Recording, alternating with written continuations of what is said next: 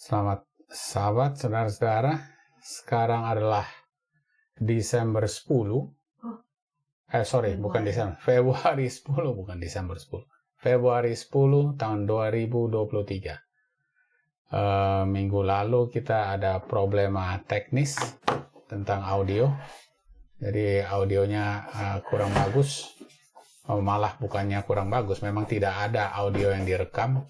Jadi saya harus hapus apa yang saya sudah taruh di YouTube, dan kita ulang saja pelajaran apa yang kita sudah bikin minggu lalu, dan kita mau teruskan pelajaran mengenai perhentian Tuhan dan apa hubungannya dengan perhentian itu dengan pedang yang bermata dua. Ini di dalam buku Ibrani pasal 4. Ya.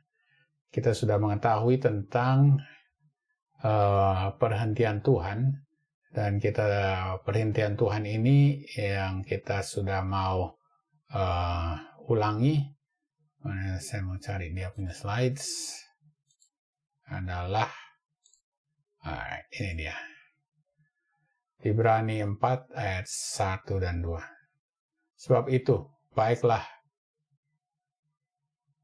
kita waspada, supaya jangan ada seorang di antara kamu yang dianggap ketinggalan. Sekalipun janji akan masuk ke dalam perhentiannya, masih berlaku. Karena kepada kita diberikan juga kabar kesukaan, sama seperti kepada mereka. Tetapi firman pemberitaan itu tidak berguna bagi mereka, karena tidak bertumbuh bersama oleh iman dengan mereka yang mendengarnya. Jadi mereka yang tidak mendengar firman Tuhan, tidak mendengar firman Tuhan melalui Musa, ya, mereka di padang belantara tidak mempunyai iman, right? Dan akhirnya tidak masuk ke dalam perisalahan Tuhan, yaitu negeri yang sudah dijanjikan kepada mereka di Kanaan. Ya. Joshua tidak bisa membawa mereka masuk ke dalam negeri Kanaan.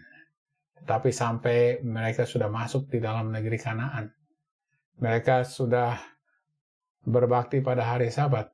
Ya. Biarpun mereka berbakti hari Sabat, mereka menolak Yesus sebagai juru selamat mereka. Right? Padahal Yesus itulah yang sebenarnya sudah membuat hari Sabat untuk mereka. Right? Mereka kira kalau mereka tetap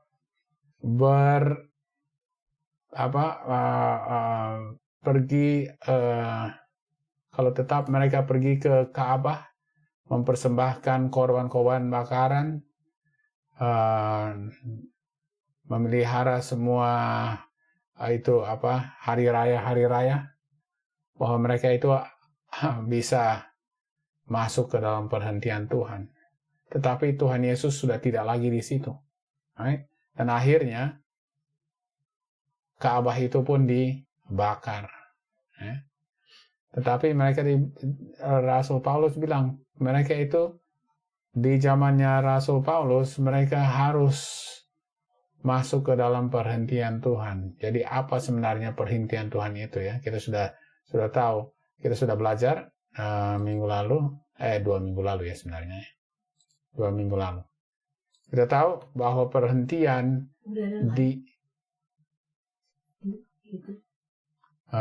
YouTube sudah. Mereka itu perhentian di Kanaan bagi nenek moyang mereka di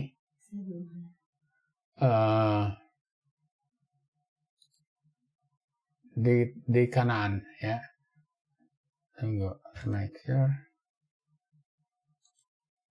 Mana sudah? Semua sudah ada. Perhentian di Kanaan bagi nenek moyang orang-orang Israel itu yang tidak percaya, mereka tidak masuk ke dalam perhentian Tuhan di dalam Kanaan. Right? Dan bagi mereka yang akhirnya tinggal di zamannya Tuhan Yesus, right? Mereka berbakti pada hari Sabat, mereka mereka mengetahui bahwa perhentian Tuhan itu sebenarnya adalah di dalam Ka'bahnya. Right? Mereka kira kalau mereka berbakti dalam Ka'bah itu, padahal mereka tidak mengenal siapa Yesus itu, bahwa Yesus itu adalah Dia yang sebenarnya harus berdiam di dalam Ka'bah itu. Mereka menolak Tuhan Yesus, pencipta hari Sabat. Mereka sudah memaku Dia di kayu salib. Right? Tetapi mereka tetap mau mempersembahkan korban-korban mereka yang sebenarnya menunjukkan kepada Yesus. Ya. Dan akhirnya mereka kira mereka bisa diselamatkan di dalam Ka'bah mereka pada hari Sabat. Padahal pada waktu itu di tahun 70 AD mereka diserang oleh bangsa Rom dan akhirnya Ka'bah itu dibakar. Jadi sebenarnya perhentian yang dimaksudkan oleh Rasul Paulus ya bukan perhentian hari Sabat. Apakah itu perhentian di surga? Mereka dijanjikan benar.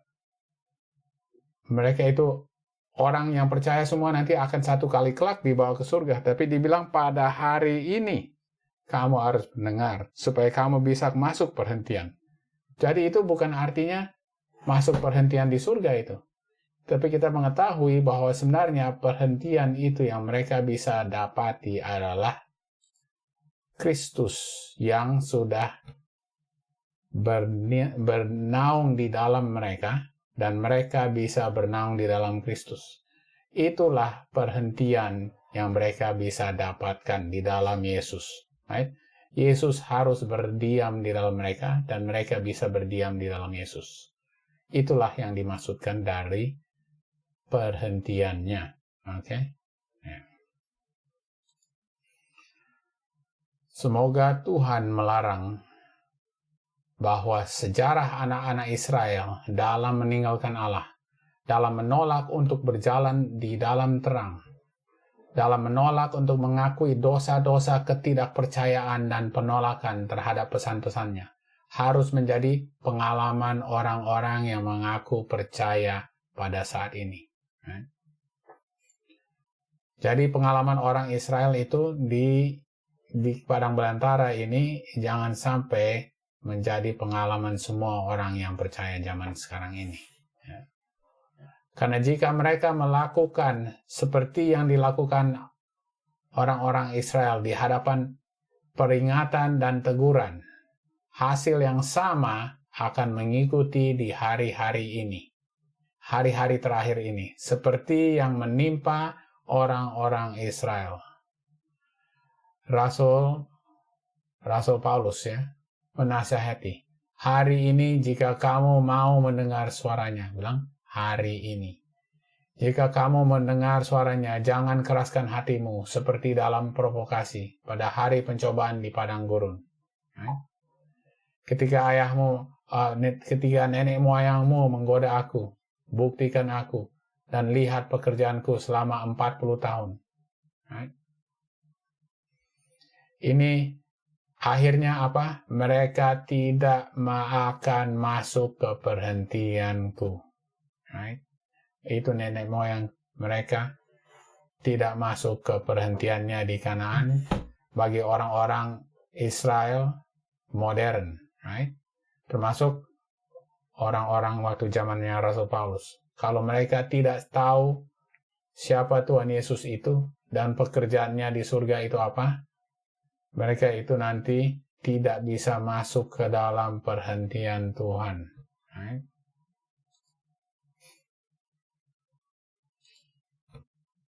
Orang-orang yang dengan iman mengikuti Yesus dalam karya agung penebusanlah yang menerima manfaat perentaraan bagi mereka. Jadi kalau mereka mengikuti dengan iman apa pekerjaan Tuhan Yesus di dalam Ka'bah sekarang di surga, mereka yang bisa mendapatkan manfaat perantarannya itu. Sementara mereka yang menolak terang, yang memperlihatkan pekerjaan pelayanan ini, tidak diuntungkan karenanya. Orang-orang Yahudi yang menolak terang yang diberikan pada waktu kedatangan Yesus yang pertama, dan menolak untuk percaya kepadanya sebagai juru selamat dunia, ya, mereka menolak bahwa dia itu adalah domba Allah. Mereka menolak bahwa dia itu ke surga dan menjadi mereka punya imam besar. Mereka bilang mereka tetap mau punya imam besar di dunia. Mereka tetap mau mempersembahkan domba-domba binatang di dunia ini. Mereka tidak mau mengakui pekerjaan Tuhan Yesus sebagai domba Allah dan sebagai imam besar yang akan bekerja untuk mereka. Right? Oleh karena itu, mereka tidak dimanfaatkan dengan pekerjaan Tuhan Yesus di dalam Ka'bah. Right? Yeah. Ketika Yesus pada kenaikannya masuk dengan darahnya sendiri ke tempat kudus surgawi untuk mencurahkan berkat-berkat perantaraannya kepada murid-muridnya, orang-orang Yahudi ditinggalkan di dalam kegelapan total untuk melanjutkan pengorbanan dan persembahan mereka yang tidak berguna. Pelayanan melambangkan dan bayangan telah berhenti.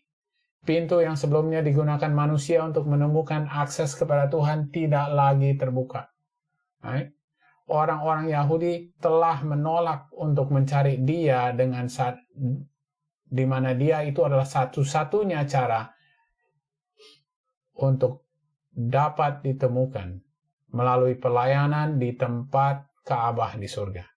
Oleh karena itu mereka tidak menemukan persekutuan dengan Tuhan. Bagi mereka pintu itu tertutup. Mereka tidak memiliki pengetahuan tentang Kristus sebagai korban sejati. Right? Wah, mengerikan sekali. Ya. Tidak memiliki pengetahuan tentang siapa Yesus itu sebagai korban dan satu-satunya perantara di hadapan Allah. Karena mereka tidak dapat menerima, oleh karenanya mereka tidak dapat menerima manfaat dari perantaraannya. Ini mengerikan sekali. Karena mereka tidak tahu Tuhan Yesus sedang bikin apa di surga, mereka tidak dapat dimanfaatkan oleh perantaraannya. Dan perantaraannya ini apa? Penghapusan dosa. Jadi kalau mereka mau minta penghapusan dosa, tidak dihapuskan dosa mereka. Karena mereka tidak percaya bahwa Tuhan Yesus itu bisa menghapuskan dosa mereka. Mereka tidak percaya Dia itu domba Allah. Mereka tidak percaya bahwa Dia ke surga. Mereka tidak percaya bahwa Dia itu perantara mereka. Mengerikan. Ya. Kondisi orang-orang Yahudi yang tidak percaya menggambarkan kondisi orang-orang yang ceroboh dan tidak percaya di antara orang-orang yang mengaku Kristen. Jadi orang sekarang yang sudah bilang mereka Kristen, padahal mereka itu tidak percaya akan pekerjaan Tuhan Yesus di dalam Ka'bah di surga. Mereka punya kondisi apa? Mereka itu dengan sengaja mengabaikan pekerjaan imam besar kita yang penuh belas kasihan. Right? Mereka dengan sengaja tidak mau tahu apa pekerjaan Tuhan Yesus di surga. Mereka itu tidak bisa dimanfaatkan dengan pekerjaan perantaraannya. Dan pekerjaan perantaraannya adalah membina karakter mereka supaya mereka itu nanti layak mendapatkan jubah putih, supaya dosa mereka semua bisa diampuni dan dihapuskan dari buku-buku catatan surga. Itu pekerjaan Tuhan di surga. Right?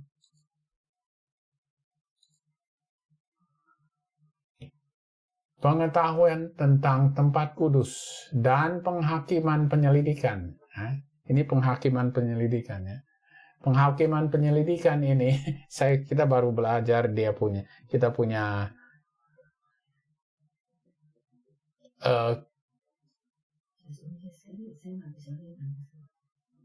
kita sudah belajar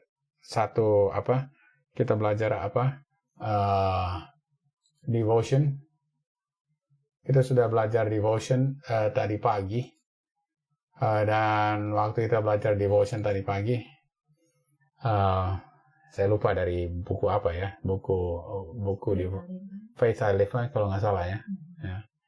Dibilang Tuhan Yesus sedang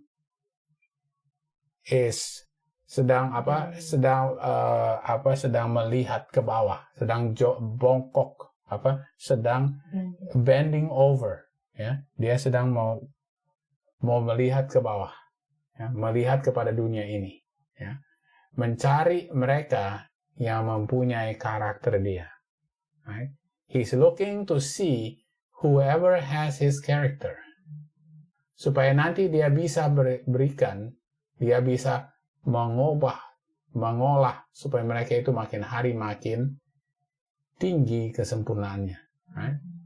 Ya, dia itu sedang mencari mereka yang mempunyai karakternya, dan karakternya itu apa? Rendah hati. Tuhan Yesus itu meek and lowly kan, rendah hati. Ya, dia benci dosa. Mereka itu mencari pengampunan dosa selalu, right? Dan juga mempunyai iman kepada Tuhan Yesus, bahwa Tuhan Yesus bisa mengolah mereka punya tabiat, right? Inilah yang harus dipahami dengan jelas oleh umat Allah. Semua membutuhkan pengetahuan bagi diri mereka sendiri. Mereka harus tahu untuk diri mereka sendiri tentang posisi dan pekerjaan imam besar mereka yang agung. Jika tidak, otherwise, right? It will be impossible. Impossible itu apa? Jika tidak, mustahil bagi mereka untuk menjalankan iman yang penting. Iman yang penting apa? Iman Yesus. Mereka tidak akan bisa mempunyai iman Yesus. Kenapa? Karena mereka tidak dengan jelas memahami pekerjaan Tuhan Yesus di surga dan pekerjaan penghakiman penyelidikan yang sedang berjalan pada saat ini. Right? Mereka, jika tidak, mustahil bagi mereka untuk menjalankan iman yang penting pada saat ini, atau untuk menempati posisi yang Tuhan rencanakan untuk mereka penuhi. Mereka harus menjadi saksi. Mereka tidak bisa menjadi saksi. Apakah kita ini bisa diselamatkan kalau kita bilang kita mengikuti 10 hukum, tapi tidak mempunyai iman Yesus? Nggak bisa. Ya. Apakah kita bisa mempunyai iman Yesus, tapi tidak memelihara hukum? Tidak bisa ya. Kita harus pelajari kehidupan Tuhan Yesus, right? Supaya karakter Yesus itu yang kita pelajari akhirnya bisa merubah karakter kita, supaya Kristus bisa bernaung di dalam kita, right? Tetapi hanya mereka yang pelajari pekerjaan Tuhan Yesus sekarang itu yang bisa mendapatkan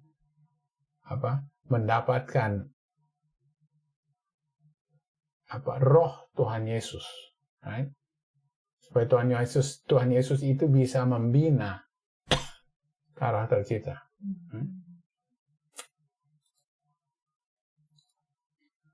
Right? Ini apa yang Tuhan Yesus sekarang bilang. Apa yang Tuhan Yesus sekarang Tuhan Yesus sudah berkata ini waktu dia di dunia. Ya, ingat dia bilang, marilah kepadaku semua yang letih lesu dan berbeban berat. Aku akan memberi perhentian kepadamu. Aku akan memberi kelegaan. Aku akan memberikan kamu perhentian. Tuhan Yesus bilang, aku akan memberikan kamu perhentian. Datang kepadaku. Ingat, Tuhan Yesus juga menjanjikan ya, bahwa satu kali kelak ya, keturunan Abraham ya, yang percaya akan mewarisi bumi ini. Di dalam Kejadian 12 ayat 7. Ketika itu ketika itu Tuhan menampakkan diri kepada Abraham dan berfirman, "Aku akan memberikan tanah ini, negeri ini, ya, tanah ini kepada keturunanmu." Maka didirikannya di situ mezbah bagi Tuhan. Aku akan memberikan tanah ini, kepada, bukan sebenarnya keturunan, kepada benihmu. Dan siapa itu benih dari Abraham yang dijanjikan tanah itu? Kita tahu di Galatia 3 ayat 16, di mana Rasul Paulus sudah menjelaskan Kejadian 12 ayat 7. Ya.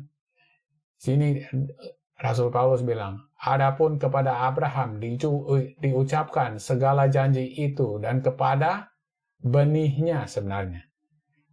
Janji itu diberikan kepada benih Abraham. Tidak dikatakan kepada benih-benih atau keturunan-keturunanmu. Seolah-olah dimasukkan banyak orang. Tetapi hanya satu orang. Dan kepada keturunanmu dan kepada benihmu. Hanya satu benihnya yang dijanjikan tanah ini. Yaitu Kristus. Jadi tanah ini dijanjikan kepada Kristus. Tanah ini dijanjikan kepada Kristus. Ya. Alright. Kita masuk ke Ibrani 11. Karena iman ia diam di tanah yang dijanjikan ini seolah-olah di suatu tanah asing, dan dia di situ tinggal di kemah dengan Ishak dan Yakub. Ini Abraham.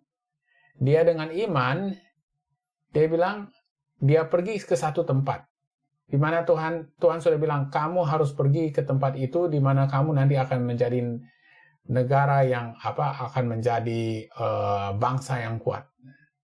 Dan waktu akhirnya dia sampai di situ, dia bilang di sini banyak orang yang sembah berhala. Di sini ada kelaparan. Di sini ada peperangan.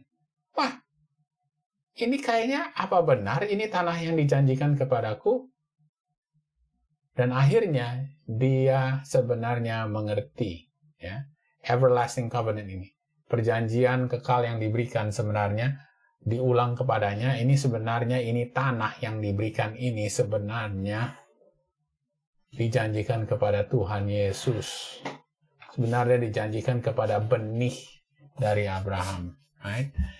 Karena ini adalah tanah yang sebenarnya diwariskan kepada Adam dan hilang oleh karena dia jatuh dalam dosa. Dan akhirnya setan yang menjadi penguasa di dalam tanah ini.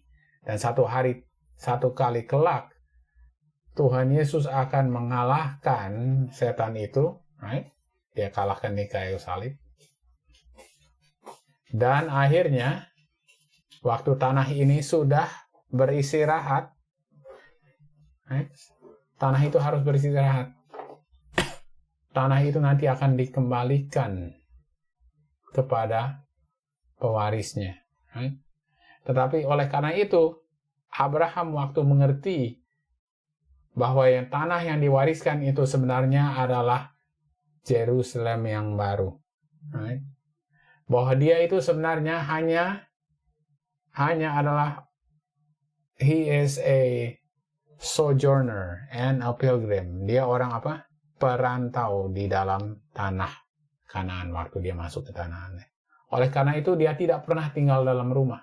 Dia selalu tinggal dalam tenda bersama-sama dengan anak-anak, dwelling in tabernacles. Right? Dia selalu tinggal di dalam tenda bersama-sama dengan Ishak dan Yakub. Dalam iman mereka semua ini telah mati sebagai orang-orang yang tidak memperoleh apa yang dijanjikan itu. Mereka sudah di Kanaan, tapi mereka tahu mereka ini sebenarnya masih dijanjikan sesuatu yang lebih indah. yaitu Yerusalem yang baru. Right? Tetapi yang hanya dari jauh melihatnya dan melambai-lambai kepadanya, dan yang mengakui bahwa mereka adalah orang asing dan pendatang. Besarnya bukannya pendatang ini, pilgrims. Pilgrims itu adalah petualang. Orang yang petualang ya, bukan pendatang, pilgrims. Orang yang selalu sojourner, yang selalu menjadi orang asing tetap selalu di bumi ini. Karena satu kali kelak Yerusalem baru akan turun kembali ke dunia ini setelah tanah ini dibersihkan dan sudah memelihara Sabbath rest. Tanah juga harus memelihara Sabbath rest. Kita harus masuk kepada perhentian Tuhan, dan Sabat juga harus masuk ke perhentian. Right? Oke. Roma 4 ayat 13. Sebab bukan karena untuk perjanjian yang sudah, bahwa dia akan mendapatkan, ini apa bahasa Indonesianya, susah sekali dimengerti sebenarnya. Sebab bukan karena hukum Taurat telah diberikan janji kepada Abraham dan keturunannya bahwa ia akan memiliki dunia, tetapi karena kebenaran berdasarkan iman. Right? Sudah dijanjikan bahwa dia akan, bahwa keturunannya akan mendapatkan dunia ini. Right? Bukan melalui hukum, bukan melalui hukum Taurat, tetapi melalui iman. Right? Jadi mereka melalui iman akan mewarisi bumi ini. Right? Akan mewarisi bumi ini. Ya. Galati 3 ayat 29. Dan jikalau kamu adalah milik Kristus, maka kamu juga adalah keturunan Abraham dan berhak menerima janji Allah. Janji yang sudah diberikan kepada Abraham dan kepada dia punya keturunan dan keturunan, ya, bahwa mereka itu nanti akan mewarisi dunia. Right? Lalu dibilang dalam Matius 5 ayat 5, Tuhan Yesus bilang, berbahagialah mereka yang lemah lembut, berbahagialah mereka yang mempunyai karakter Yesus, karena mereka akan memiliki bumi. Ya, mereka akan memiliki bumi. Right? Mazmur 37 ayat 11. Tetapi orang yang rendah hati yang memiliki karakter Yesus, Mazmur 37 ya, akan mewarisi bumi, ya, dibilangnya mewarisi negeri, dan bergembira karena kesejahteraan yang berlimpah-limpah. Nah, kita tahu di buku Mika 4:8, dan engkau, hai menara kawanan domba, hai bukit putri Sion, ini hai orang-orang yang percaya kepada Tuhan, kepadamu akan datang dan akan kembali pemerintahan yang dulu, kerajaan atas putri Yerusalem. Right? Akan kembali kepadamu apa? The first dominion.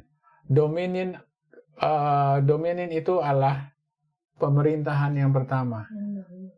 Karena pemerintahan yang pertama yang dahulu itu sebenarnya adalah kepunyaan Adam, dan hilang setelah dia jatuh dalam dosa dan sekarang dirampas oleh setan. Oleh itu, karena waktu Tuhan digoda di padang belantara, setan bilang kepada Tuhan Yesus, kalau kamu menyembah kepada saya akan berikan semua ini. Semua negeri-negeri tanah ini semua saya berikan kepadamu. Kenapa? Karena saya yang punya. Right? Tapi Tuhan mengalahkan dia dan akhirnya dominion itu kembali kepada Tuhan.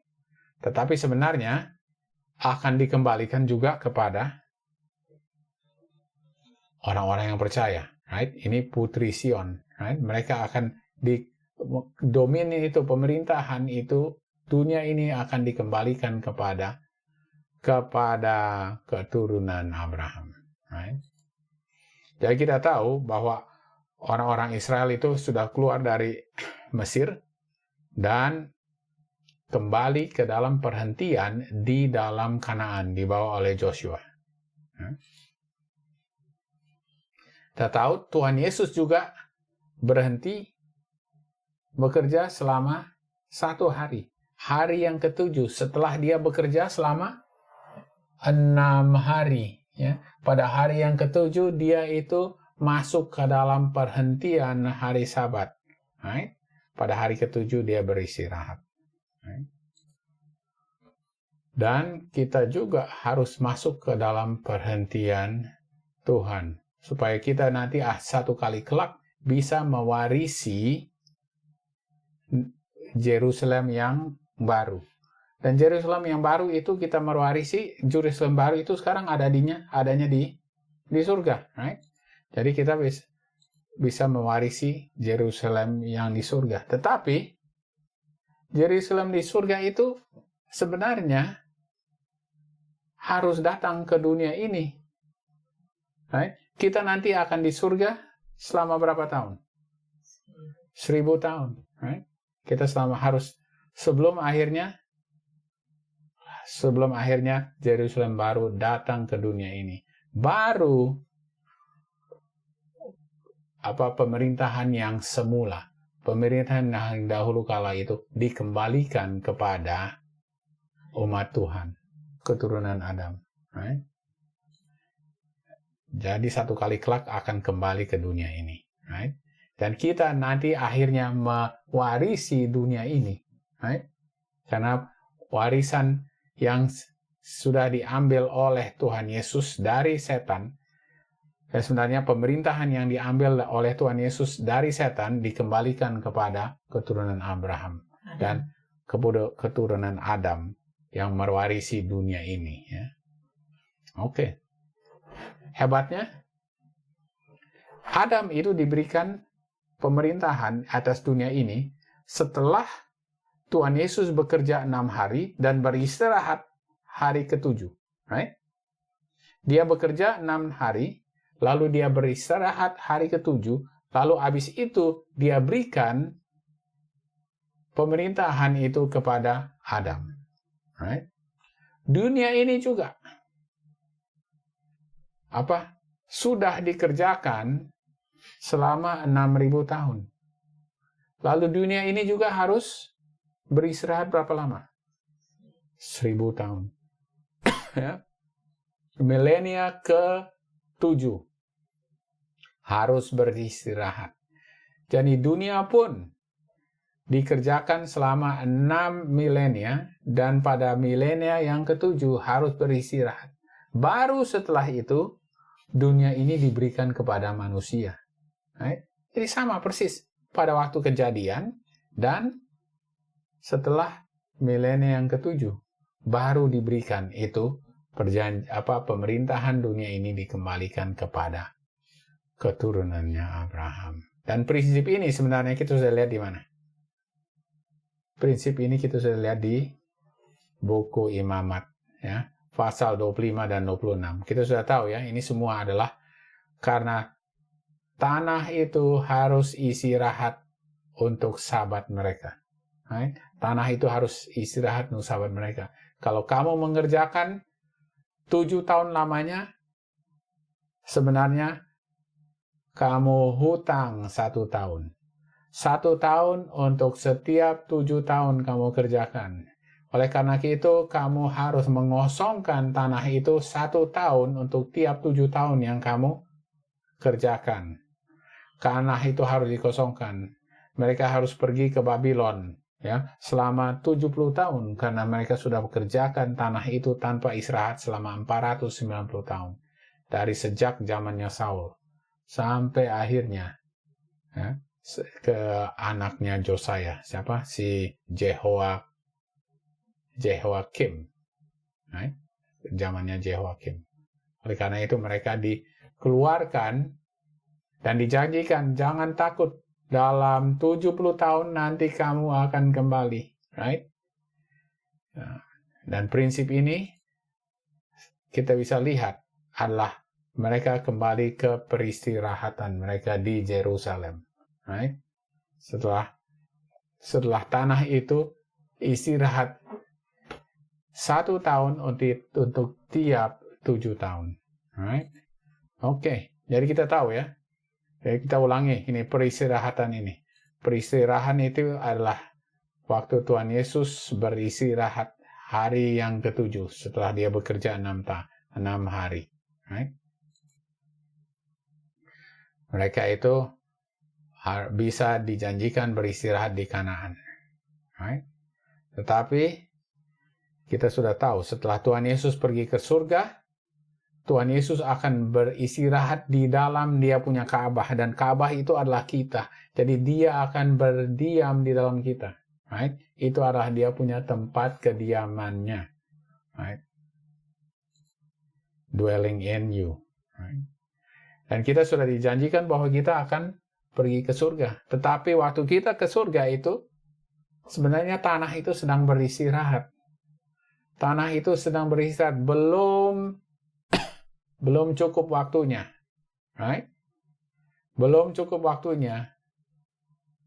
Nanti setelah milenia yang ke-7 sudah beristirahat selama 1000 tahun, baru nanti tanah itu bumi itu dikembalikan, kan?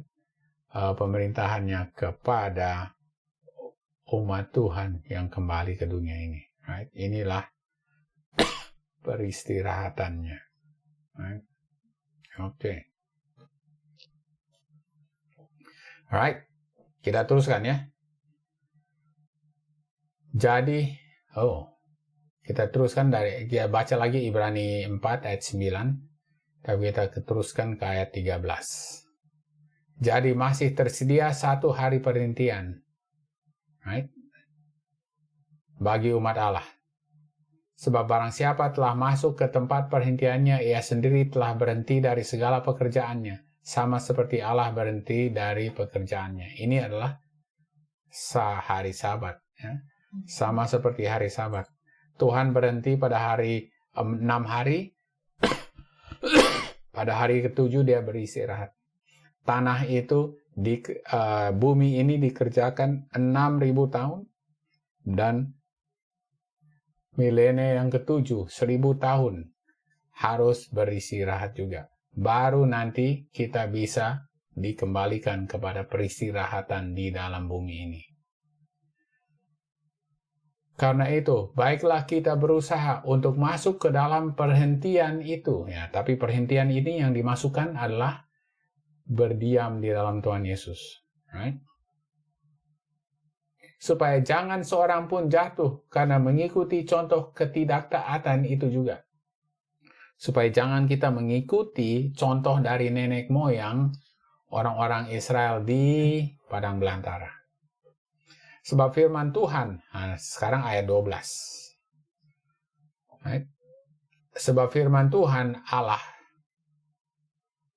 hidup dan kuat dan lebih tajam daripada pedang bermata dua manapun. Ia menusuk amat dalam sampai memisahkan jiwa dan roh, sendi-sendi dan sumsum. Ia sanggup membedakan pertimbangan dan pikiran hati kita. Wah. Waktu pertama belajar baca Ibrani 4 ini, dibilang terus-menerus. Beberapa kali di Ibrani 3 dan di Ibrani 4, kita harus masuk ke dalam peristirahatan Tuhan. Kita harus masuk ke dalam peristirahatan Tuhan. Ya, jangan sampai kita mengikuti contoh-contoh dari nenek moyang orang Israel di dalam padang belantara. Karena mereka tidak mempunyai iman. Lalu, di ayat 12, tiba-tiba seolah-olah langsung Rasul Paulus mengganti haluan. Dia bilang, sekarang perkataan Tuhan itu adalah seperti pedang yang bermata dua. Apa hubungannya ini? Masuk ke dalam perhentian dengan firman Tuhan adalah pedang yang bermata dua. Apa maksudnya? Apa hubungannya? Pasti ada hubungannya ya. Ini sebenarnya firman Tuhan ini, Alkitab, adalah pedang yang bermata dua. Istilahnya pedang yang bisa memotong dua arah. Ya, begini dan begini. Dia potong ke kiri dan dia potong ke kanan. Ya, bermata dua. Apa maksudnya dengan orang yang sudah berdiam dalam Tuhan Yesus, sudah mendapatkan perhentian Tuhan Yesus, dan sekarang firman Tuhan adalah sebagai pedang yang bermata dua. Oke, mari kita cari. Mari kita mencari dia punya koneksi. Ya, kita tahu bahwa di sini sudah dibilang bahwa firman Tuhan itu adalah seperti pedang yang bermata dua. Alright, kita lihat juga, kita proof text. Kita proof text dari Wahyu 1 ayat 13-16.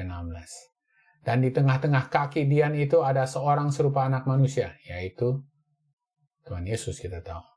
Berpakaian jubah yang panjangnya sampai di kaki dan dadanya terlihat berlilitan ikat pinggang dari emas. Ya. Kita maju ke ayat 5. Oke, ayat 16. Dan di tangan kanannya ia memegang 7 bintang. Dan dari mulutnya keluar sebilah pedang tajam bermata dua. Nah ini. Dari mana? Dari mulutnya keluar sebilah pedang tajam bermata dua.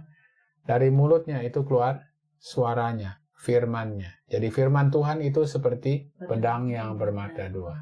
Dan wajahnya bersinar-sinar bagaikan matahari yang terik. Right? Oke, kita teruskan lagi. Kita teruskan lagi ya. Sekarang Wahyu 12, ayat 12, 16 dan 17. Dan tuliskanlah kepada malaikat jemaat di Pergamos. Inilah firman Dia yang memakai pedang yang tajam dan bermata dua. Inilah firman dari Tuhan Yesus kepada gereja Pergamos. Oke, gereja Pergamos itu gereja apa itu? Pergamos. Yang kompromi. Right? Gereja yang kompromi. Right? Sebab itu bertobatlah. Jika tidak demikian, aku akan segera datang kepadamu, dan aku akan memerangi mereka dengan pedang yang di mulutku ini. Jadi ada di mulutku, di mulut Tuhan Yesus itu ada pedang yang tajam yang bermata dua. Siapa bertelinga, hendaklah ia mendengarkan apa yang dikatakan Roh kepada jemaat-jemaat. Ya?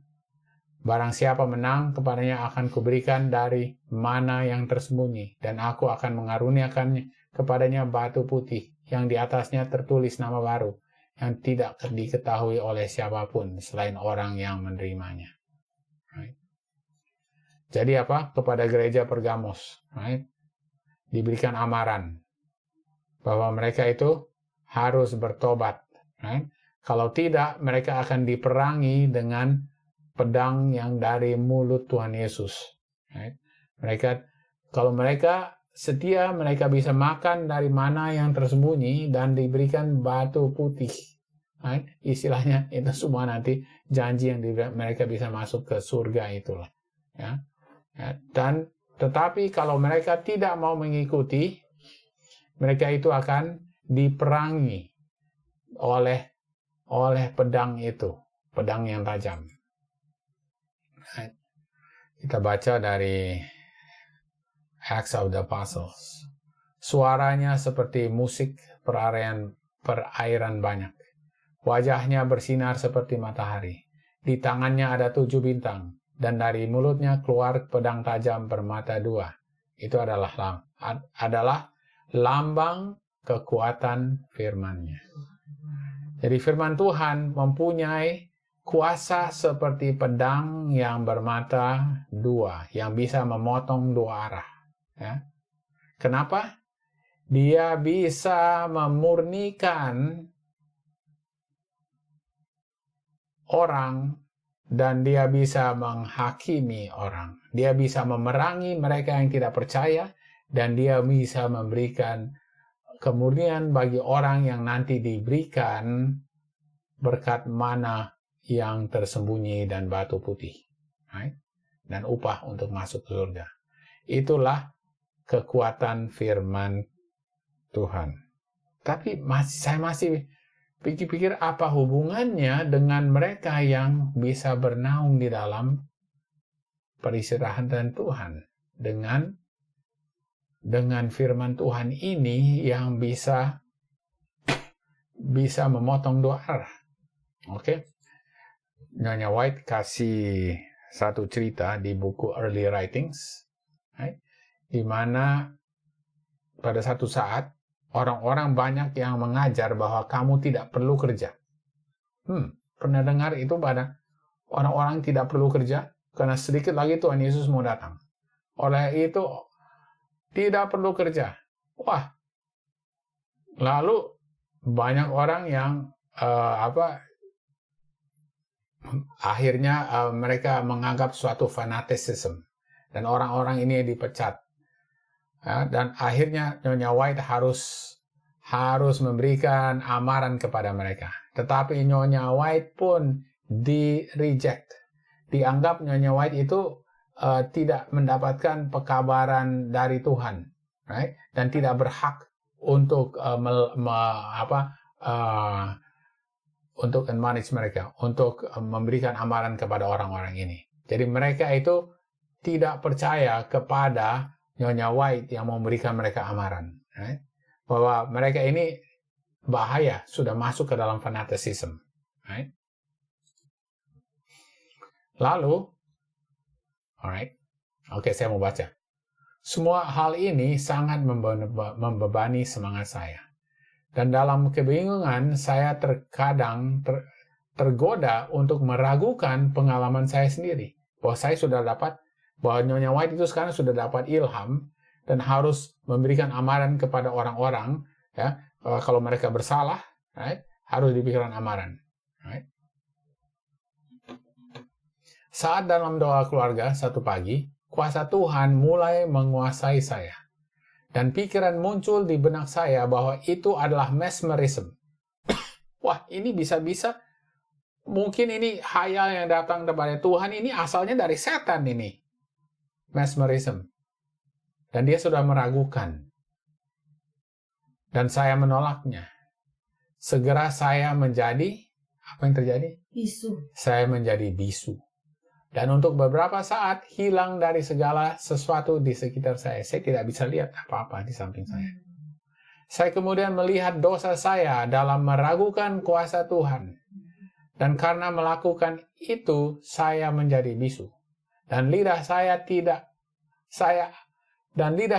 akan lepas dalam waktu kurang daripada 24 jam. Sebuah kertas atau kartu, ya, diacungkan di depan saya, yang di atasnya tertulis pasal dan ayat dari 50 teks kitab suci dengan huruf emas. Right? Dan teks-teks ini ditulis di dalam buku Early Writings. Right? 50 teks ini. Right?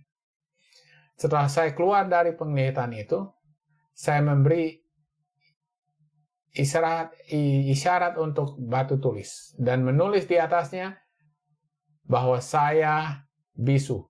Jadi apa yang telah saya lihat dan bahwa saya menginginkan Alkitab yang besar. Saya mengambil Alkitab dan segera membuka semua teks yang telah saya lihat di kartu ini. Saya tidak dapat berbicara sepanjang hari. Pagi-pagi keesokan harinya jiwaku dipenuhi dengan sukacita dan lidah dilonggarkan untuk meneriakkan pujian-pujian yang tinggi kepada Tuhan. Setelah itu saya tidak berani meragukan atau untuk sesaat menolak kuasa Tuhan. Bagaimanapun orang lain mungkin berpikir tentang saya. Jadi kalau Tuhan Yesus sudah bisa bernaung dan berbicara kepada Nyonya White untuk memberikan amaran, right?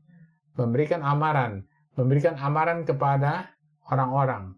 Seperti apa? Seperti pedang yang bisa memotong, right? Ya.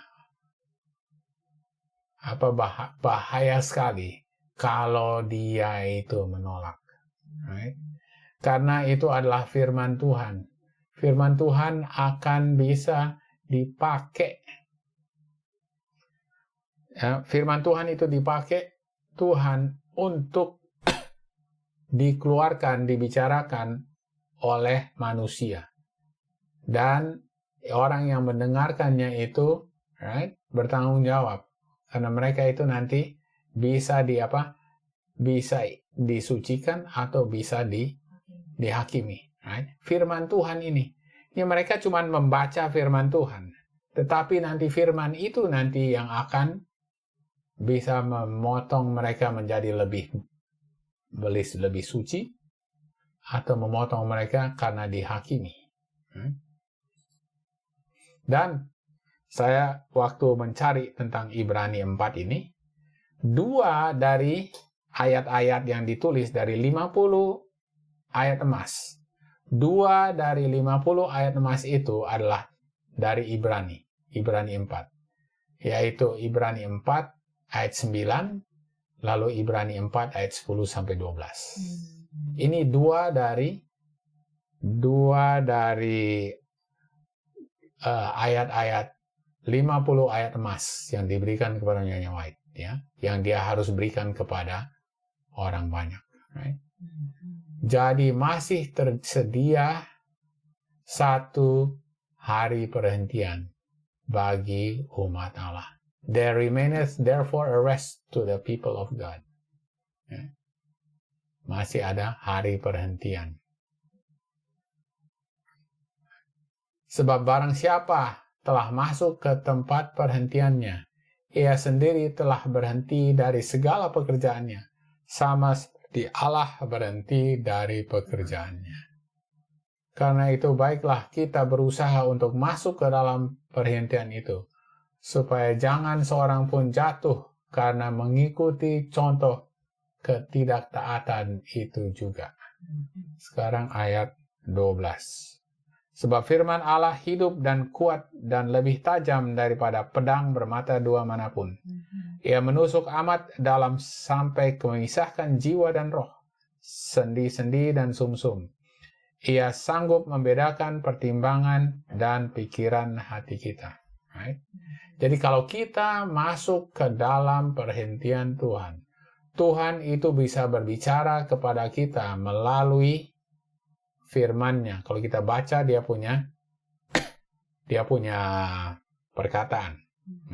Itu kita membaca firman Tuhan. Firman Tuhan itu bisa masuk ke dalam diri kita. Wah, ini sesuatu, karena itu firman Tuhan itu mempunyai kekuasaan. Dan Tuhan Yesus itu bisa bernaung di dalam kita, dan kita bisa bernaung di dalam peristirahatan Tuhan itu. Apa yang terjadi kepada kita? Kita sekarang menjadi sumber kesaksian kepada dunia. Ya? Dan firman yang keluar dari kita adalah firman Tuhan yang kita bicarakan itu akan menjadi apa? Akan menjadi seperti pedang. Ya? Akan menjadi seperti pedang. Firman Tuhan itu akan menjadi seperti pedang. Tetapi kita harus bisa menyaksikan itu kepada dunia. Kepada orang lain. Ya, dunia itu orang lain. Right. Ya. Dan kita itu satu kali kelak harus menyaksikan kepada seluruh dunia. Right. Jadi kita harus menyaksikan itu kepada orang di sekitar kita. Right. Sebagai pedang yang bermata dua. Tetapi apa yang terjadi kalau kita menolak? Akan menjadi bisu. Akan menjadi bisu dan tidak bisa dipakai oleh Tuhan. Tuhan tidak mau akan bernaung di dalam orang yang menolak untuk menjadi kesaksiannya. Mereka yang berdiri di hadapan orang-orang sebagai guru kebenaran harus bergulat dengan tema-tema yang besar. Mereka tidak menghabiskan waktu yang berharga untuk membicarakan hal-hal yang sepele. Waduh. Jangan ambil waktu untuk berbicara hal-hal sepele. Biarlah mereka mempelajari firman Tuhan. Jadi kita harus apa? Pelajari dulu firman Tuhan. Dan mengkhotbahkan firman Tuhan. Biarkan firman ada di tangan mereka sebagai pedang tajam bermata dua. Waduh, jadi itu firmannya yang adalah sebagai pedang yang bermata dua. Biarkan itu bersaksi tentang kebenaran masa lalu, dan menunjukkan apa yang akan terjadi di masa depan. Ya. Ini kita harus tahu line upon line, apa yang sudah terjadi masa lalu akan terjadi di masa depan. Kita harus tahu prophecy. Right? Kita harus mengkhotbahkan firman Tuhan. We have to preach the word.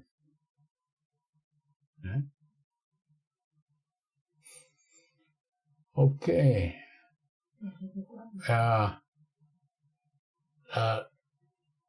Kristus datang dari surga untuk memberikan kepada Yohanes kebenaran. Oke, sekarang teruskan ya. Kristus datang dari surga untuk memberikan kepada Yohanes kebenaran yang agung dan indah yang akan membentuk hidup kita dan yang oleh kita harus diberitakan ke dunia. Jadi kita sudah mendapatkan berita firman Tuhan yang sudah bernaung dalam kita, dan kita harus apa? Kita harus beritakan ke dunia. Kita harus mengikuti perkembangan zaman. Kita harus tahu apa yang sedang terjadi sekarang. Ya, we are to keep abreast of the times. Kita harus tahu apa yang sedang terjadi sekarang. Apakah sekarang ada wabah-wabah, penyakit-penyakit? Apa sekarang sedang terjadi peperangan-peperangan? Apa sekarang sedang terjadi gempa bumi di berbagai tempat? Memberikan kesaksian yang jelas dan cerdas. Kita harus menjadi saksi. Dibimbing oleh pengurapan Roh Kudus. Kenapa? Karena Roh Kudus itu bernaung di dalam kita. Dan jalan apakah yang harus ditempuh oleh para pembela kebenaran? Mereka memiliki firman Allah yang kekal dan tidak dapat diubah. Dan mereka harus mengungkapkan fakta bahwa mereka memiliki kebenaran sebagaimana adanya di dalam Yesus. Kata-kata mereka tidak boleh kasar dan tajam. Waduh.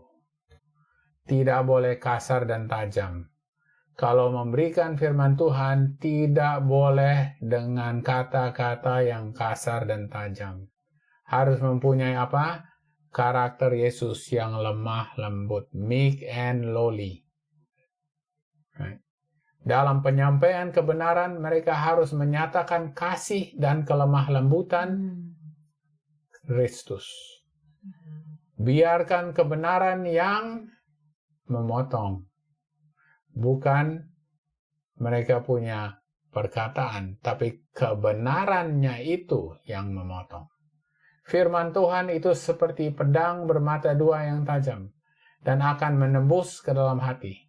Mereka yang mengetahui bahwa mereka memiliki kebenaran tidak boleh dengan menggunakan ekspresi yang kasar dan keras, memberikan satu kesempatan kepada setan untuk salah menafsirkan roh mereka. Jangan sampai roh kita itu ditafsirkan bahwa kita ini sebenarnya kasar dan keras. Hanya firman Tuhanlah yang bisa memotong. Bukan kita punya ekspresi dan sifat kita yang kasar dan keras, yang bisa mengubah orang. Kita itu harus memberikan present truth. Right? Dan kita bisa lihat apa yang sudah terjadi dulu. Kita sudah harus lihat apa? Precious truth yang sudah dikasih tahu dulu. Tetapi ini semua supaya kita bisa mengetahui apa yang terjadi sekarang, supaya kita bisa mengetahui bahwa ini cocok dengan apa yang akan ada di hari depan. Inilah prophecy. Semuanya kita harus berikan, yang dibimbing oleh pengurapan Roh Suci yang bernaung di dalam kita. Jadi mereka yang ada di dalam perisaran Tuhan Yesus akan dengan rendah hati memberikan firman Tuhan, ya, seperti pedang yang bisa memotong dua arah. Right?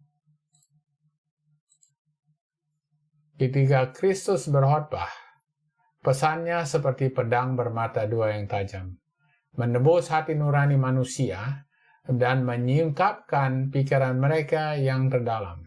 Nah, itu bisa menyucikan, karena dia bisa berbicara ke dalam hati nurani orang. Pekerjaan yang Kristus lakukan harus dilakukan oleh para utusannya yang setia. Dalam kesederhanaan, kemurnian, dan integritas yang paling ketat, mereka harus memberitakan firman Tuhan. Mereka yang bekerja dalam perkataan atau doktrin harus setia pada tanggung jawab mereka. Mereka harus memperhatikan jiwa-jiwa sebagaimana mereka yang harus memberikan pertanggungjawaban. Jangan sekali-sekali mereka mengenakan demikianlah firman Tuhan dengan kata-kata hikmat manusia yang menggoda. Jangan sampai mereka menginterpretasi apa maksud "Thus saith the Lord". Kalau Tuhan sudah bilang "Thus saith the Lord", sudah itu artinya. Jangan ditafsirkan lagi kira-kira apa maksud Tuhan itu. Kalau Tuhan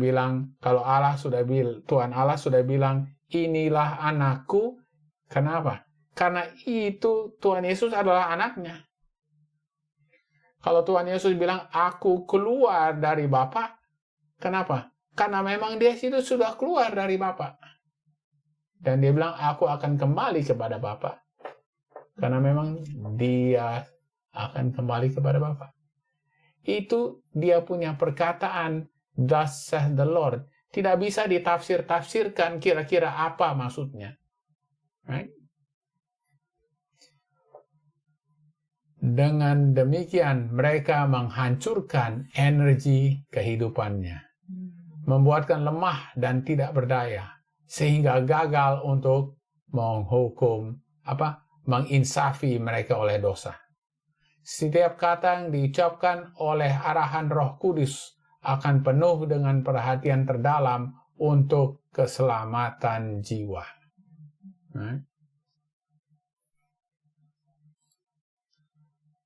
Pisau ahli bedah memotong dalam-dalam jika diperlukan untuk menghilangkan bahan-bahan yang bernanah dan berbahaya. Jadi firman Tuhan yang lebih tajam dari pedang bermata dua manapun harus dibuat untuk memotong hati, untuk kejahatan yang tidak akan pernah disingkirkan. Jadi dia akan bisa memotongnya, dia akan bisa memurnikan. Right? Oleh karena itu dia memotong dua arah.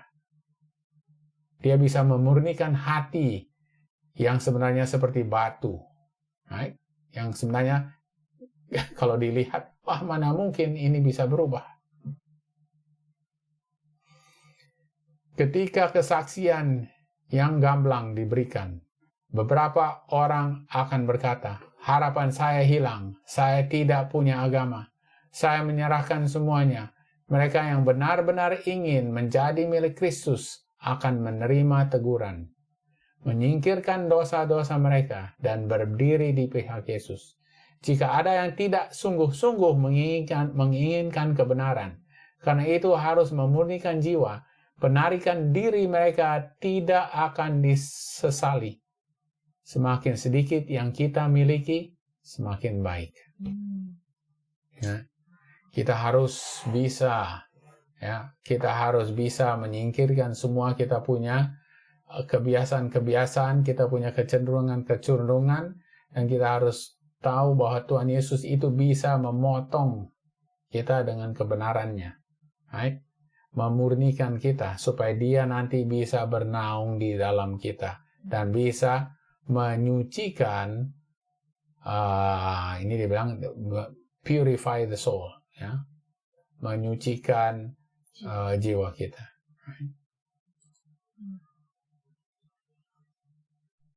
Ketiga, firman Tuhan sebagai pedang bermata dua yang tajam, memotong jalan ke hati dan membangkitkan hati nurani. Banyak yang menganggap bahwa ini sudah cukup. Kalau kita sudah mendengarkan suara Tuhan, kita bilang oke, ini sudah cukup. Tetapi pekerjaan baru saja dimulai. Kita tidak bisa hanya bilang oke, kita sudah mendengarkan firman Tuhan sudah berbicara kepada kita. Ini tidak cukup.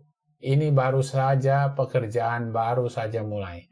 Kesan yang baik telah dibuat, tetapi kecuali kesan itu diperdalam dengan usaha yang cermat dan penuh doa, setan akan melawannya. Janganlah para buruh merasa puas dengan apa yang telah dilakukan. Mata bajak kebenaran harus masuk lebih dalam, dan ini pasti akan berhasil jika upaya menyeluruh dilakukan untuk mengarahkan pikiran dan menegakkan keyakinan mereka yang mempelajari kebenaran. Jadi mereka itu nanti harus belajar terus, supaya nanti akhirnya mereka itu bisa convicted, benar-benar percaya. Setelah mereka belajar itu kebenaran, mereka mendengarkan bisikan Roh Suci, istilahnya, kita sudah belajar firman Tuhan, sudah mendengarkan bisikan Roh Suci itu, nanti akhirnya kita bisa convicted, akhirnya dengan pasti kita sudah percaya. Kalau kita terus mau mempelajari kebenaran. Biarlah usaha Anda tidak mengikuti cara dunia, tetapi mengikuti cara Tuhan. Pertunjukan lahiriah tidak akan melakukan pekerjaan yang Tuhan ingin lakukan untuk membangkitkan kelas yang lebih tinggi pada keyakinan bahwa mereka telah mendengar kebenaran.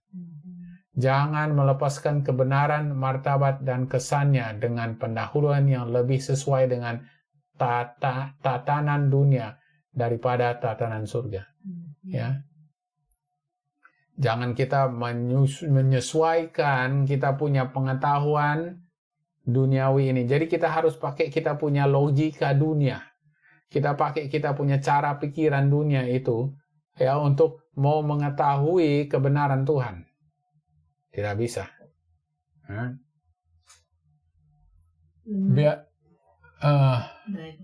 Biarlah para pendengar Anda memahami bahwa Anda tidak mengadakan pertemuan minggu malam untuk memikat perasaan mereka dengan musik dan hal-hal lain.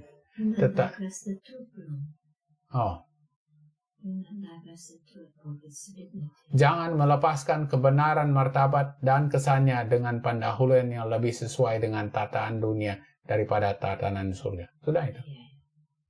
Biarlah para pendengar Anda memahami bahwa Anda tidak mengadakan pertemuan minggu malam untuk memikat perasaan mereka dengan musik dan hal-hal lain.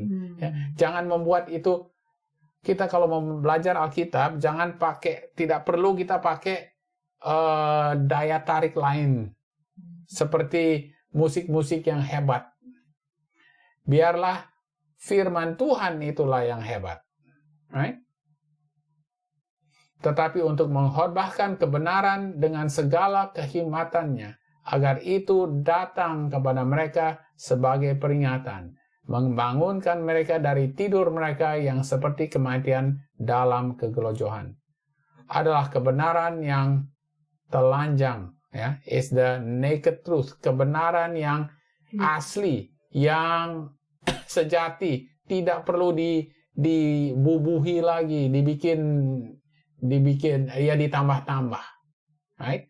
Kita perlu kebenaran yang asli. Right? Tidak perlu ditambah-tambah lagi.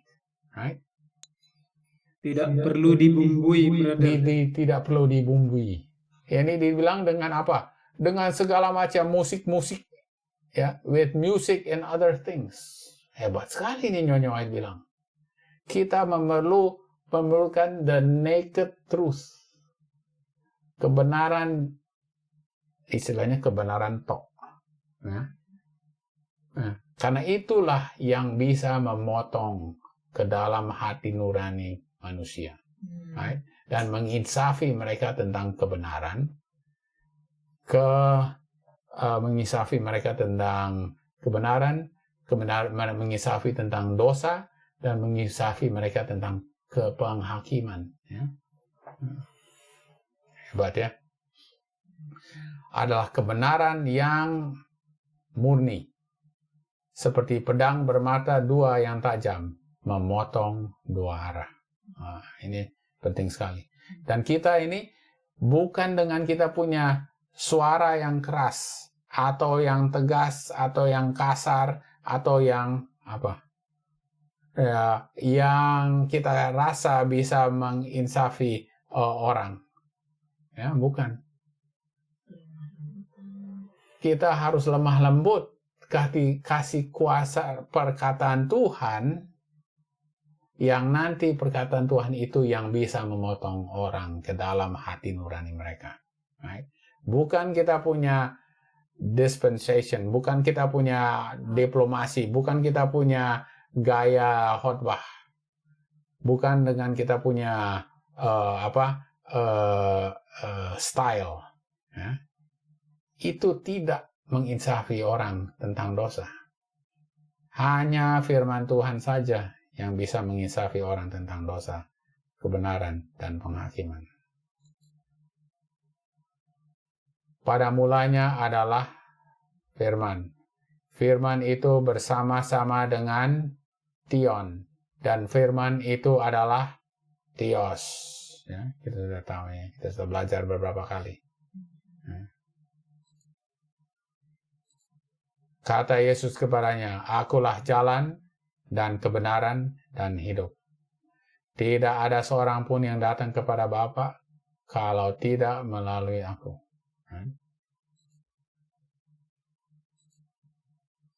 Namun benar yang kukatakan ini kepadamu adalah lebih berguna bagi kamu jika aku pergi. Sebab jika aku tidak pergi, penghibur itu tidak akan datang kepadamu. Tetapi jikalau aku pergi, aku akan mengutus dia kepadamu. Dan kalau ia datang, ia akan menginsafkan dunia akan dosa, kebenaran, dan penghakiman. Ya. Inilah firman yang bermata dua. Right? Itu adalah roh Tuhan sendiri. Ya. Itu adalah roh kebenaran, yaitu penghibur, yang bisa menginsafkan dunia.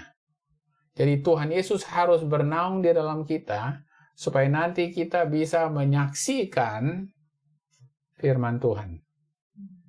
Ya. Dan Nyonya bilang, menyaksikan kepada dunia. Tetapi penghibur, yaitu Roh Kudus, yang diutus oleh Bapa dalam namaku, dialah yang akan mengajar segala sesuatu kepadamu dan akan mengingatkan kamu akan semua yang telah kukatakan kepadamu. Jadi apa yang kamu sudah pelajari, itu akan diingatkan. Right? Supaya itu akan bisa kamu saksikan. Right?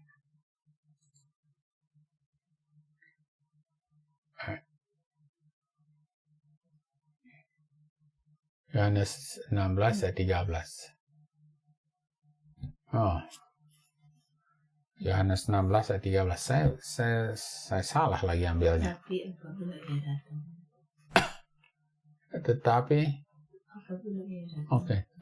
Tetapi apabila ia datang, yaitu Roh kebenaran. Roh kebenaran itu adalah Roh Kudus, yaitu adalah penghibur, yaitu adalah Roh Kristus sendiri, karena dialah kebenaran. Tetapi apabila ia datang, yaitu Roh kebenaran, ia akan memimpin kamu ke dalam seluruh kebenaran, sebab ia tidak akan berkata-kata dari dirinya sendiri. Tetapi segala sesuatu yang didengarnya, ya itulah yang dikatakannya, dan ia akan memberitakan kepadamu hal-hal yang akan datang. Ya?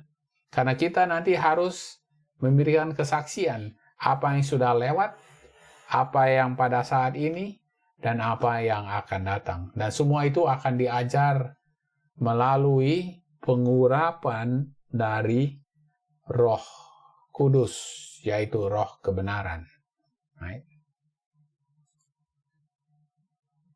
Dan sesudah berkata demikian, ia menggembusi mereka dan berkata, terimalah Roh Kudus. Ya. Terimalah perkataan Tuhan Yesus. Terimalah firman Tuhan. Terimalah penghibur.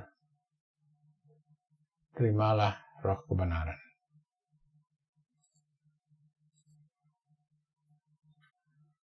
Roh Kristuslah yang berbicara melalui Henokh. Right? Jadi pada waktu zaman di mana? Pada waktu zaman di Perjanjian Lama. Sebelum Tuhan Yesus datang ke dunia ini, Tuhan Yesus memberikan Roh Kristus yang berbicara kepada Henokh. Roh itu dimanifestasikan tidak sendirian dalam ucapan cinta, kasih sayang, dan permohonan. Bukan hal halus saja yang diucapkan oleh orang suci. Tuhan menaruh ke dalam hati dan bibir para utusannya kebenaran untuk diucapkan yang tajam, seperti pedang bermata dua. Kenapa? Karena Henokh yang memberikan amaran bahwa nanti kalau anak saya Melkisedek meninggal, akan datang penghakiman. Jadi bukan hanya hal-hal yang indah-indah saja yang diberikan. Ya, dia sudah harus mengabarkan Injil tentang penghakiman. Melalui Paulus, Tuhan telah memberikan banyak pelajaran yang indah untuk pengajaran kita. Dalam penglihatannya, Paulus melihat banyak hal yang tidak boleh diucapkan oleh manusia. Tetapi banyak hal lain yang dia lihat di istana surga terjalin ke dalam ajarannya. Kebenaran melintas dari bibirnya sebagai pedang tajam bermata dua. Kesan yang dibuat dalam pikirannya adalah Roh Kudus kuat dan jelas. Dan itu disampaikan kepada orang-orang dengan cara yang tidak dapat disampaikan oleh orang lain. Paulus berbicara dalam demonstrasi roh dan dengan kuasa. Roh Kudus akan membuat perkataan yang diucapkan bertindak sebagai pedang bermata dua. Dan para pendengar akan melihat bahwa utusan itu menyajikan kebenaran sebagai kenyataan. Mereka akan menyadari bahwa dia mengetahui apa itu agama praktis dan eksperiensial. Jadi mereka yang melihat bahwa orang yang berbicara dengan perkataan yang bisa memotong seperti pedang yang bermata dua, mengetahui dan sudah pernah mengexperience agama yang praktis. It's an experiential religion. Right? Mereka itu tidak bisa berbicara firman Tuhan kalau mereka tidak mempunyai experiential religion, experimental religion. Mereka tidak experience religion itu sendiri. Pengalaman. Right? Mereka harus menghidupkan firman Tuhan di dalam mereka. Baru mereka bisa berkata-kata dengan kekuatan. Right? Tetapi dengan kelemah lembutan. Dewan surga melihat Anda yang mengakui telah menerima Kristus sebagai juru selamat pribadi Anda. Untuk melihat Anda memberitahukan keselamatan Allah kepada mereka yang duduk dalam kegelapan. Mereka ingin melihat Anda memberitahukan kepentingnya dispensasi Roh Kudus. Bagaimana melalui pekerjaan agen ilahi ini pikiran manusia yang dirusak dan dicemarkan oleh dosa dapat menjadi kecewa dengan kebohongan dan presentasi setan dan berpaling kepada Kristus sebagai satu-satunya harapan mereka, juru selamat pribadi mereka.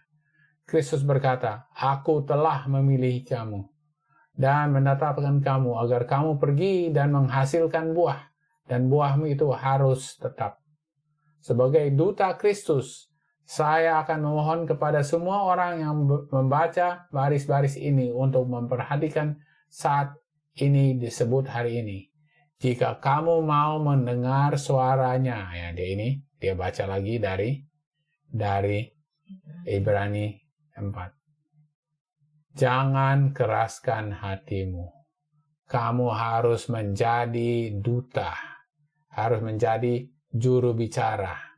Supaya menjadi juru bicara apa?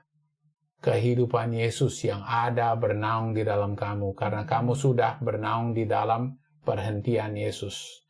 Kamu sudah mendengar suaranya yang berbicara kepada hati nurani kamu. Dan kamu mendengarnya. Dan itu sudah merubah hati kamu supaya Yesus pun bisa bernaung di dalam kamu, di dalam rohnya yang bernaung di dalam kamu, supaya kamu itu bisa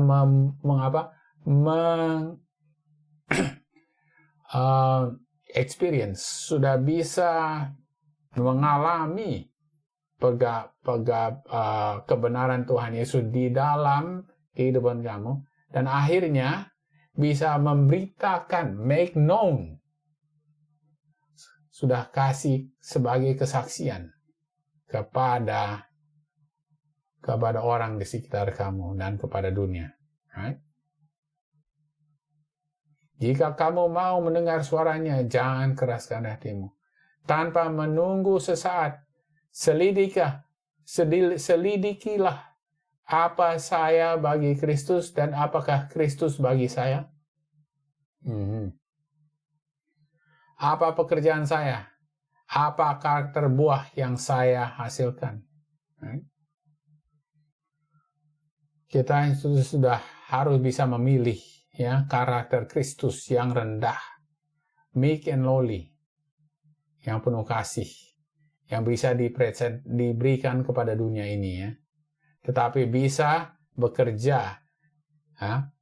Firman Tuhan sajalah yang bisa bekerja sebagai pedang yang bermata dua, yang bisa memotong itu semua ampas-ampas, ya, sekam-sekam yang perlu dibakar di dalam api dengan kekuatan Roh Suci. Right? Tetapi kalau kita tidak mau mengambil responsibility, ya, tanggung jawab untuk memberikan kesaksian kepada dunia, right? Mulai dengan sekitar kita, Tuhan Yesus tidak akan mau bernaung di dalam kita. Wow, ya, hebat sekali ya.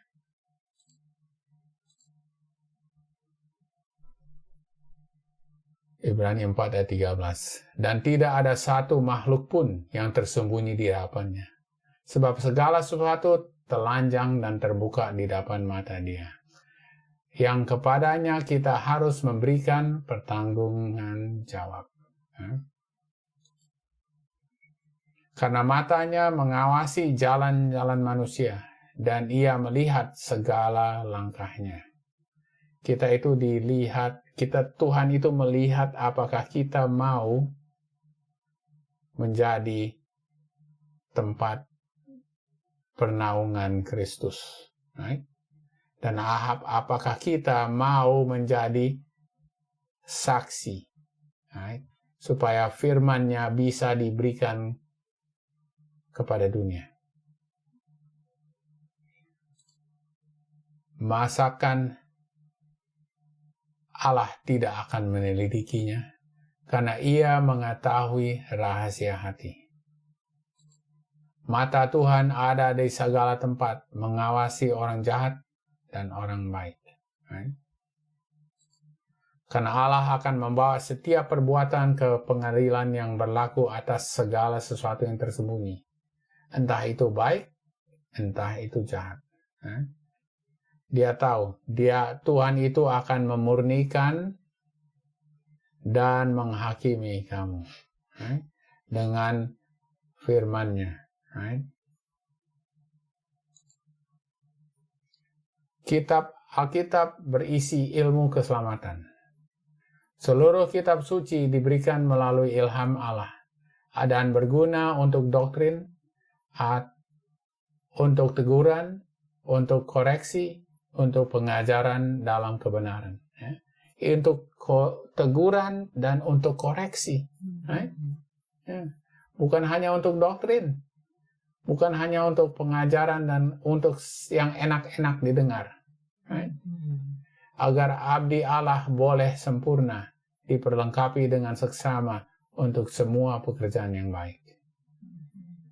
Dia yang menghembuskan nafas kehidupan ke dalam manusia dan membuatnya menjadi jiwa yang hidup, telah menghembuskan ke dalam kitab suci kekuatan hidup yang memberikan kehidupan. Firman Allah itu is quick. Quick itu bisa memberikan kehidupan dan kuat dan lebih tajam daripada pedang bermata dua manapun, menusuk bahkan sampai memisahkan jiwa dan roh, dan sendi dan sumsum, dan adalah pembeda pikiran dan niat hati. Jika tidak ada makhluk yang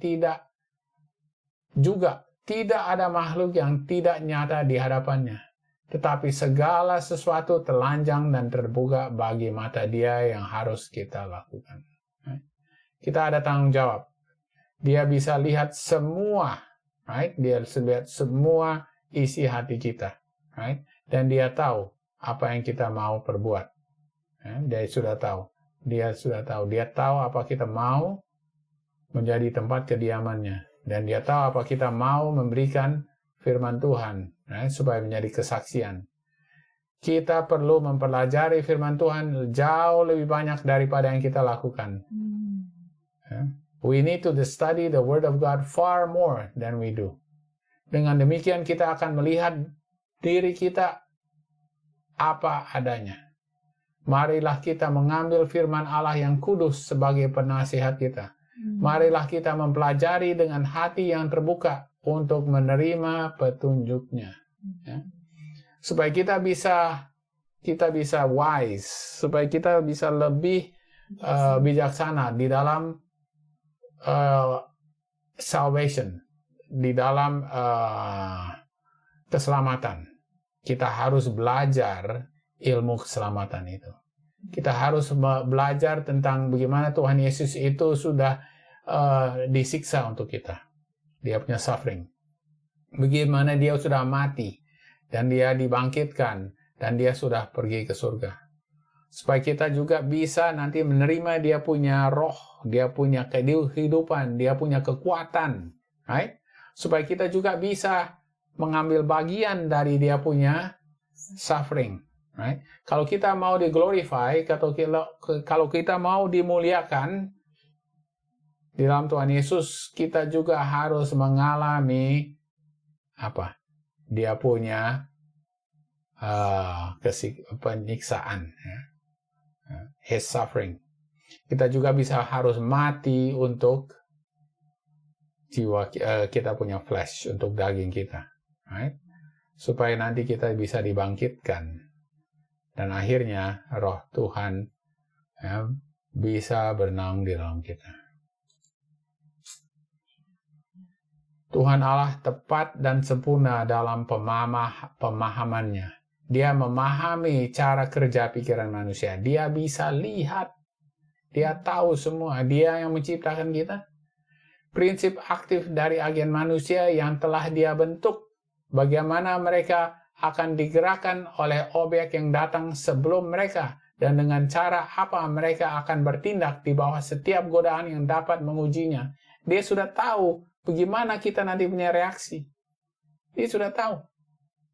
Dan dalam setiap keadaan di mana mereka ditempatkan. Sebab jalan manusia terbentang di depan mata Tuhan dan Ia memperhatikan segala tingkah lakunya. Mata Tuhan ada di segala tempat. Ia melihat sampai ke ujung bumi dan melihat ke bawah seluruh langit. Tuhan menyelidiki segala hati dan memahami segala imajinasi pikiran. Ia mengetahui hal-hal yang muncul dalam pikiran kita semuanya, dan tidak ada makhluk apapun yang tidak nyata di hadapannya. tetapi segala sesuatu telanjang dan terbuka bagi matanya yang harus kita lakukan. Right? Ini Ibrani 4 ayat 13. Right? Tuhan mengetahui isi hati kita. Ya. Jangan kita harus, kalau kita mendengar bisikan Roh Suci, kita harus pelajari apa yang sudah ya kita harus pelajari dia punya firman, dan kita harus hidupi firman itu, dan kita harus saksikan kepada dunia. Right?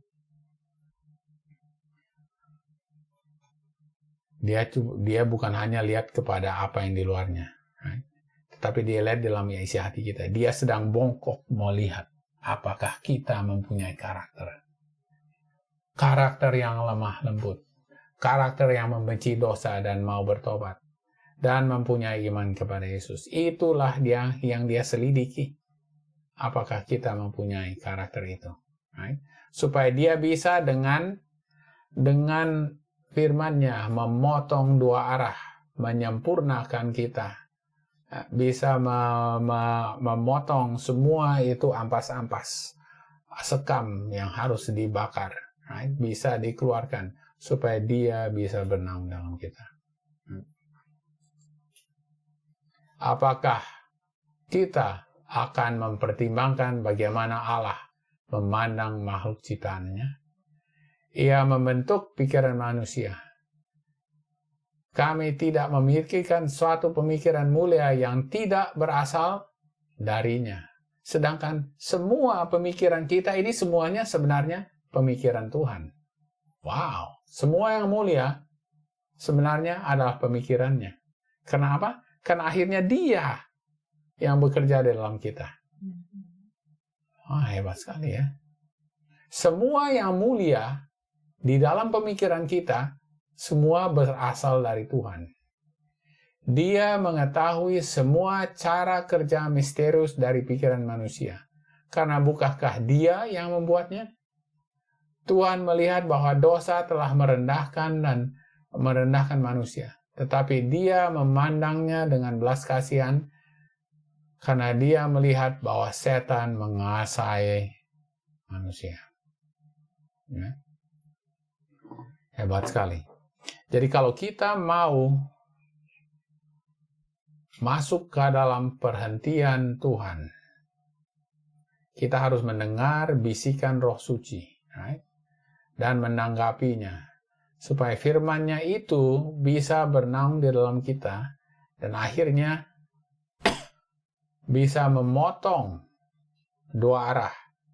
Ya, kita punya cultivated and inherited tendencies, kecenderungan lahiriah, ya, dan kecenderungan yang kita sudah hidupi, right? Dan itu harus dipotong dengan pedang itu, dengan firman Tuhan, right? Supaya akhirnya Tuhan itu bisa bernaung dalam kita dan kita bisa bernaung di dalam. Tapi bukan hanya itu baru saja permulaan. Ya, ingat. Nyonya White bilang itu baru saja permulaan. Kita harus menghidupinya dan menjadi saksi kepada dunia. Karena kalau tidak, kita tidak bisa menjadi tempat penawangan Tuhan Yesus. Kita akan menjadi bisu dan tidak ada gunanya. Right? Tidak ada gunanya. Nah, oleh karena itu, Nyonya White sangat ketakutan waktu dia menjadi bisu, dan Tuhan sudah berbicara kepadanya bahwa dia harus memberikan pekabaran itu, right? Bagi orang-orang yang biarpun mereka bisa menganggapi bahwa itu ada tajam, tetapi dia harus berikan dengan hati yang lemah lembut. Right? Dan itu juga harus kita buat, ya, supaya karena kita harus mempunyai karakter Kristus yang lemah lembut. Right? Dan biarlah dia punya firman yang memotong dua arah. Right? Oke. Ya, mudah-mudahan ya ini semua direkam dengan baik di YouTube. Saya tahu sudah pasti sih, sudah, karena saya sudah coba beberapa kali. Minggu lalu tidak berhasil, tetapi kali ini mudah-mudahan berhasil dan kita bisa mengerti lebih dalam apa artinya maksud dari kita ini bernaung di dalam Yesus. Supaya kita bisa mengalami kebenaran Tuhan, dan kebenaran Tuhan itu bisa menjadi pedang bermata dua yang kita bisa saksikan kepada dunia. Baik. Oke, ada pertanyaan atau tambahan? Ya, ada komentar, Brother. Oke, Brother Manik ya. Ya, tadi saya perhatikan, mudah-mudahan nggak ada yang meleset karena begini. Dulu saya belajar, dan saya pikir bukan saya aja. Semua kita dulu belajar di spiritual Israel mengatakan bahwa pedang bermata dua itu nggak ada makna yang kita pelajari hari ini yang mereka sebutkan. Jadi waktu itu mereka bilang pedang bermata dua itu adalah kena kepada yang mengatakan, kena kepada yang disampaikan. Saya lihat tadi di sini nggak ada itu makna itu. Jadi gitu. ya, dulu belajar, saya nggak mau sebut nama pendetanya siapa yang mengajarkan, tetapi ya saya lihat dari tadi, saya harus simak baik-baik ini, siapa tahu ada yang dikatakan pendeta yang dulu, dan satu pun tidak ada. Oke. Jadi banyak hal ini kita perlu sampaikan ini agar saudara-saudara kita juga mengerti di mana perbedaan. Karena gini, salah satu pertanyaan dari saudara saya, apa sih perbedaan kelompok kalian dengan gereja? Dia bilang gereja kita ini, waduh, itu mah udah langit dan bumi. Saya bilang, saya jelasin lah, nggak perlu saya buat detail lah. Tapi artinya semakin nyata perbedaannya, semakin jauh, semakin nyata, semakin jelas. Jadi tidak ada pun rupanya yang mereka sebutkan dulu itu di sini, di dalam Roh Nubuat. Karena seperti yang Brother tadi juga jelaskan, mereka pakai logika. Para teologi itu pakai logika, hermeneutik, sama eksegesis dan lain sebagainya lah. Nggak akan ketemu kebenaran, memang benar, akan kabur semua. Nah, baru-baru ini saya mau bicara sedikit waktu ya. Baru-baru ini saya diajak untuk ikut di dalam satu seminar Daniel dan Wahyu, menjadi panitia dan lain semacam-macam lah. Saya tidak respon sedikit pun, tidak saya respon karena ada alasannya yang kuat. Narasumber yang ada di dalamnya itu, yang mereka daftarkan narasumbernya beberapa pendeta itu ya. Waduh, saya akhirnya jawab kepada saudara saya, sorry ya, saya tidak merespon undangan kalian, karena narasumber yang ada di dalam rencana kalian ini sudah sangat tidak sesuai dengan kebenaran masa kini. Kenapa? Karena dia sudah bilang, jangan gunakan kitab, jangan gunakan Roh Nubuat untuk menjelaskan Daniel dan Wahyu. Wah, langsung saya tanya waktu itu, kawan saya memberitahu itu, saya tanya dulu dia, pendeta itu, karena dia pendeta senior, ini orang hebat. Tanya dulu dia, apa arti Wahyu 3 ayat 9? Kalau dia bisa jawab apa arti Wahyu 3 ayat 9 tanpa Roh Nubuat, berarti memang dia hebat, dia, saya bilang. Benarlah yang dia ngomong. Nah, itu lagi. Terus saya lihat diedarkan itunya, judulnya Yesus dalam kitab Daniel. Lah, emang di mana di dalam Alkitab Yesus tidak ada? Dari membuat judul ini kan sudah kebenaran. Kalau buat judul yang menarik, saya bilang, ya seharusnya bukan begini judulnya. Cuma kan kalau kita bilang misalnya begini, Brother, pekabaran 3 malaikat dalam kitab Daniel. Wah, mereka bingung itu, nggak tahu di mana itu ya. Karena yang mereka tahu hanya di Wahyu. Nah, itu baru judul menarik, saya bilang. Jadi contoh-contohnya inilah ya, kita bersyukur bahwa ministri-ministri yang muncul sekarang ini menemukan banyak mutiara-mutiara dan banyak hal ya. Salah satu lagi, saya mau sampaikan beberapa lagi. Salah satu mereka bilang gini, Di kitab Wahyu kan ada kata-kata bintang-bintang berjatuhan. Itu interpretasi saudara-saudara kita di spiritual Israel, itu adalah pemimpin-pemimpin yang jatuh. Padahal itu bintang real. Bintang dan api dari langit itu real itu. Makanya benar yang tadi brother sudah jelaskan, yang yang literal dispiritualize, yang spiritual dibuat lain lagi artinya. Jadi memang ini sedang kacau sekarang ini. Jadi ini yang saya bisa komentari dari pelajaran ini. Puji Tuhan semakin terang buat kita sekarang. Jadi apa yang kita dapat dulu itu hampir semua tidak berdasarkan Alkitab dan Roh buat, berdasarkan logika semua dan kepintaran. Dan oh ya, satu lagi. Rupanya ketika kita kuliah dulu di UNAI, masuk mata kuliah speech, berkhotbah harus begini dan begitu. Rupanya nggak ada juga itu. Tadi sudah dijelaskan brother. Hanya firman Tuhan aja, tidak perlu dimembui, tidak perlu dibuat gaya bahasa, ini dan itu. Dulu dipelajari, oh begini, tinggi rendah, begini dan segamanya. Aduh, semua omong kosong. Jadi puji Tuhan kita dapat kebenaran. Dan tadi pagi saya sedang merenung-renung, iya ya, kenapa kebenaran yang dulu itu dibuat serapi mungkin, semenarik mungkin, seremonial. Aduh, saya bersyukur brother ketemu kelompok ini karena kita bisa berbakti serius tanpa harus berpikir dasinya seperti apa, jasnya gimana, nggak ada lagi begitu. Terima kasih, puji Tuhan. Amin. Terima kasih ya. Jadi kita memang sudah makin kita pelajari terus. Kita harus pelajari. Dia bilang kita harus mengetahui untuk diri kita sendiri. Tuhan Yesus itu bikin apa? Istilahnya orang lain bisa bikin teori ini, bisa bikin apa, bisa segala macam ya. Mereka punya interpretasi, tetapi kita harus pelajari sendiri ya, dengan metode yang sudah dikasih tahu. Dan metode ini sebenarnya sudah ada semua, Tuhan Yesus aja sudah bilang, study the scriptures ya. Pelajari itu ayat-ayat Alkitab ya. Dia bukan bilang pelajari apa orang lain punya, apa itu pemimpin seminar teologi itu, seminari teologi. Jangan pelajari itu. Pelajari the scriptures. Istilahnya proof text. Hebat sekali. Ya. Pelajari firman, karena firman Tuhan itulah yang mempunyai yang bisa mempunyai kekuatan untuk memotong dua arah.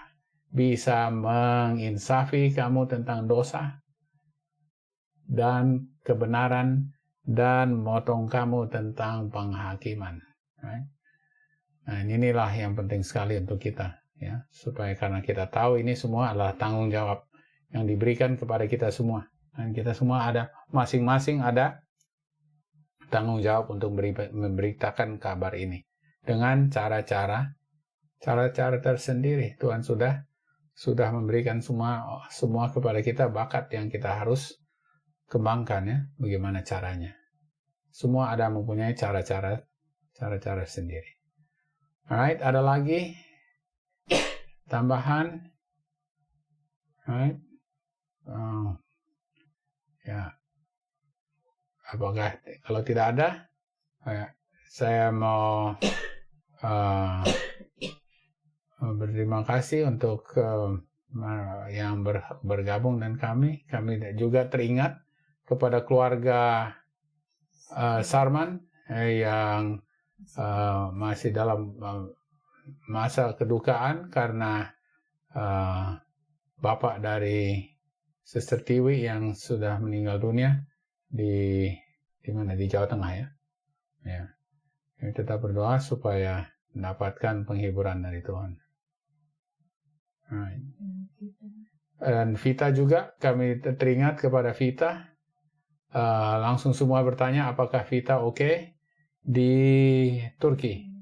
Dan kita memang dapat kabar ya bahwa Vita oke karena dia tinggal di daerah yang lebih jauh. Mungkin di sebelah, di timur di sana dekat mana ya, di dekat Ankara atau di dekat ibu kota, bukan di daerah selatan dekat Syria ya. Jadi dia oke. Kita berterima kasih karena Tuhan tetap memberikan kita penghiburan Dia adalah penghibur kita. Tuhan Yesus adalah penghibur kita, dan dia juga adalah batu karang dan perlindungan kita ya. Ada lagi mau ditambahkan? Alright, ya, saudara-saudara, mari kita berdoa. Alright, tunggu saya mau